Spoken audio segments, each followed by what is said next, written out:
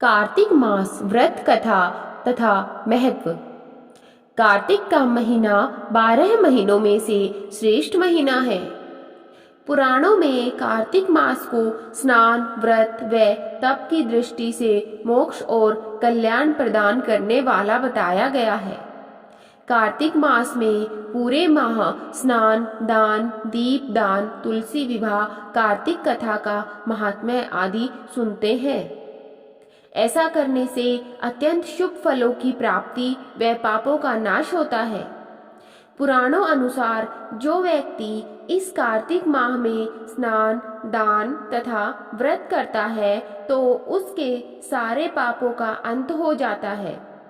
श्री कृष्ण जी तो यहाँ तक कह गए कि कार्तिक का यह महीना भगवान श्री कृष्ण को अति प्रिय है। इस महीने में किया गया थोड़ा सा भजन भी बहुत ज्यादा फल देता है। भगवान श्री हरि विष्णु ने स्वयं कहा है कि कार्तिक माह मुझे अत्यधिक प्रिय है। वनस्पतियों में तुलसी, तिथियों में एकादशी और क्षेत्रों में श्री कार्तिक भी मुझे प्रिय है। जो प्राणी जितेंद्रिय होकर इसका सेवन करता है वह यज्ञ करने वाले मनुष्य से भी अधिक प्रिय लगता है। उसके समस्त पाप दूर हो जाते हैं। ऐसा करने से अश्वमेघ यज्ञ के समान पुण्य फल मिलता है। कार्तिक माह की पूर्णिमा तिथि पर व्यक्ति को बिना स्नान किए नहीं रहना चाहिए। कार्तिक माह की षष्ठी को कार्तिकेय व्रत का अनुष्ठान किया जाता है। स्वामी कार्तिकेय इसके देवता हैं। इस दिन अपनी क्षमता अनुसार दान भी करना चाहिए। यह दान किसी भी जरूरतमंद व्यक्ति को दिया जा सकता है। कार्तिक माह में पुष्कर, कुरुक्षेत्र तथा वाराणसी तीर्थ स्थान स्नान तथा दान के लिए अति महत्वपूर्ण माने गए हैं। कार्तिक माह में की गई पूजा व उपवास तीर्थ यात्रा के बराबर शुभ फल जितना होता है। कार्तिक माह के महत्व के बारे में स्कंद पुराण, नारद पुराण, पद्म पुराण आदि प्राचीन ग्रंथों में देखने को मिलता है। कार्तिक माह में किए गए स्नान का फल 1 सहस्त्र बार किए गए गंगा स्नान के समान, 100 बार माघ स्नान के समान माना जाता है कि जो फल कुंभ व प्रयाग के स्नान करने पर मिलता है उतना फल कार्तिक माह में किसी भी पवित्र नदी में स्नान करने पर मिलता है। इस माह में अधिक से अधिक जप करना चाहिए। जो व्यक्ति कार्तिक के पवित्र माह के नियमों का पालन करते हैं वह वर्ष भर के सभी पापों से मुक्ति पा लेते हैं। यह था कार्तिक मास का महत्व। आइए अब सुनते हैं कार्तिक माह की व्रत कथा। किसी गांव में एक बुढ़िया रहती थी और वह कार्तिक का व्रत किया करती थी। उसके व्रत खोलने के समय श्री कृष्ण भगवान आते और एक बेला खिचड़ी का रख कर चले जाते।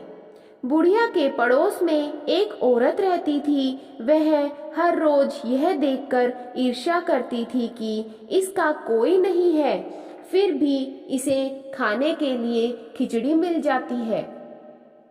एक दिन कार्तिक महीने का स्नान करने बुढ़िया गंगा गई। पीछे से श्री कृष्ण भगवान उसका खिचड़ी का बेला रख कर गए। पड़ोसन ने जब खिचड़ी का बेला रखा देखा और देखा कि बुढ़िया घर पर नहीं है, तब वह कटोरा उठाकर घर के पीछे फेंक आई। कार्तिक स्नान के बाद बुढ़िया घर आई तो उसे खिचड़ी का बेला नहीं मिला और वह भूखी ही रह गई। बार बार एक ही बात कहती कि कहाँ गई मेरी खिचड़ी और कहाँ गया मेरा खिचड़ी का बेला। दूसरी ओर पड़ोसन ने जहाँ खिचड़ी गिराई थी वहाँ एक पौधा उगा जिसमें 2 फूल खिले। एक बार राजा उस ओर से निकला तो उसकी नजर उन दोनों फूलों पर पड़ी और वह उन्हें तोड़कर घर ले आया। घर आने पर उसने वह फूल रानी को दिए, जिन्हें सूंघने से रानी गर्भवती हो गई। कुछ समय पश्चात रानी ने 2 पुत्रों को जन्म दिया। वह दोनों जब बड़े हो गए तब वह किसी से भी बात नहीं करते थे। लेकिन जब वह दोनों शिकार पर जाते तब रास्ते में उन्हें वही बुढ़िया मिलती, जो अभी भी यही कहती थी कि कहाँ गई मेरी खिचड़ी और कहाँ गया मेरा बेला। बुढ़िया की बात सुनकर वह दोनों कहते कि हम है तेरी खिचड़ी और हम है तेरा बेला। हर बार जब भी वह शिकार पर जाते तो बुढ़िया यही बात कहती और वह दोनों वही उत्तर देते। एक बार राजा के कानों में यह बात गई। उसे आश्चर्य हुआ कि दोनों लड़के किसी से नहीं बोलते हैं, तब यह बुढ़िया से कैसे बात करते हैं। राजा ने बुढ़िया को राजमहल में बुलवाया और कहा कि हमसे तो किसी से भी यह दोनों बोलते नहीं हैं, तुमसे यह कैसे बोलते हैं। बुढ़िया ने कहा कि महाराज, मुझे नहीं पता कि ये कैसे मुझसे बात कर लेते हैं। मैं तो कार्तिक का व्रत करती थी और कृष्ण भगवान मुझे खिचड़ी का बेला भरकर दे जाते थे। एक दिन मैं स्नान करके वापस आई तो मुझे वह खिचड़ी नहीं मिली। जब मैं कहने लगी कि कहाँ गई मेरी खिचड़ी, कहाँ गया मेरा बेला, तब इन दोनों लड़कों ने कहा कि तुम्हारी पड़ोसन ने तुम्हारी खिचड़ी फेंक दी थी, तो उसके 2 फूल बन गए थे। वह फूल राजा तोड़कर ले गया और रानी ने सूंघा तो हम 2 लड़कों का जन्म हुआ। हमें भगवान ने ही तुम्हारे लिए भेजा है। सारी बात सुनकर राजा ने बुढ़िया को महल में ही रहने को कहा। हे कार्तिक भगवान, जैसे आपने बुढ़िया की बात सुनी वैसे ही आपका व्रत करने वालों की भी सुनना।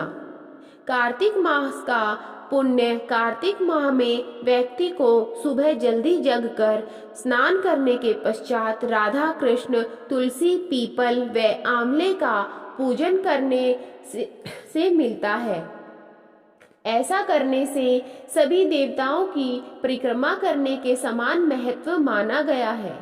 सायंकाल में भगवान श्री विष्णु जी की पूजा तथा तुलसी की पूजा करनी चाहिए। संध्या समय में दीपदान भी करना चाहिए। कार्तिक मास में राधा कृष्ण, श्री विष्णु भगवान तथा तुलसी पूजा करने का अत्यंत महत्व है। जो मनुष्य इस माह में जो इनकी पूजा करता है उसे सभी पुण्य फलों की प्राप्ति होती है। कार्तिक माह व्रत के स्नान का क्या महत्व है? आध्यात्मिक ऊर्जा एवं शारीरिक शक्ति संग्रह करने में कार्तिक माह का विशेष महत्व है। इसमें सूर्य की किरणों एवं चंद्र किरणों का पृथ्वी पर पड़ने वाला प्रभाव मनुष्य के मन मस्तिष्क को स्वस्थ रखता है। इसीलिए शास्त्रों में कार्तिक स्नान और कथा श्रवण महात्म्य पर विशेष जोर दिया गया है। धार्मिक कार्यों के लिए यह माह सर्वश्रेष्ठ माना गया है। अश्विन शुक्ल पक्ष से कार्तिक शुक्ल पक्ष तक पवित्र नदियों में स्नान ध्यान करना श्रेष्ठ माना गया है। श्रद्धालु गंगा तथा यमुना में सुबह सवेरे स्नान करते हैं। जो लोग नदियों में स्नान नहीं कर पाते हैं वह सुबह अपने घर में स्नान व पूजा पाठ करते हैं। कार्तिक माह में शिव, चंडी, सूर्य तथा अन्य देवों के मंदिरों में दीप जलाने तथा प्रकाश करने का अत्यधिक महत्व माना गया है। इस माह में भगवान विष्णु का पुष्पों से अभिनंदन करना चाहिए। तुलसी पूजा का महत्व बताते हुए उन्होंने कहा कि तुलसी के पत्ते पंचामृत में डालने पर चरणामृत बन जाता है। तुलसी में अनंत औषधि गुण भी विद्यमान है। इसीलिए हमारे ऋषि मुनियों ने इन्हें विष्णु प्रिय कहकर पूजनीय माना। देवशयनी एकादशी से देवोत्थान एकादशी तक 6 माह तुलसी की विशेष पूजा होती है। कार्तिक में जो इनका अत्यधिक महत्व बढ़ जाता है। इस माह में आप जितना दान तप व्रत करोगे, आपके ऊपर उतना ही श्री हरि विष्णु जी की कृपा जरूर होगी। वह परम कृपा का भागीदार होगा। इसका मतलब है कि कार्तिक मास के समान कोई दूसरा मास श्रेष्ठ नहीं है। जैसे सतयुग के समान कोई युग, वेद के समान कोई शास्त्र नहीं और गंगा के समान कोई दूसरी नदी नहीं है। अगर आपको यह कथा अच्छी लगी तो मेरे चैनल को सब्सक्राइब करें, वीडियो को लाइक करें, ज़्यादा से ज़्यादा शेयर करें, कमेंट में जय श्री कृष्णा लिखना ना भूलें, बेल आइकन को प्रेस जरूर करें ताकि आगे आने वाली कथाएं और कहानियां आपको सबसे पहले मिलें। धन्यवाद।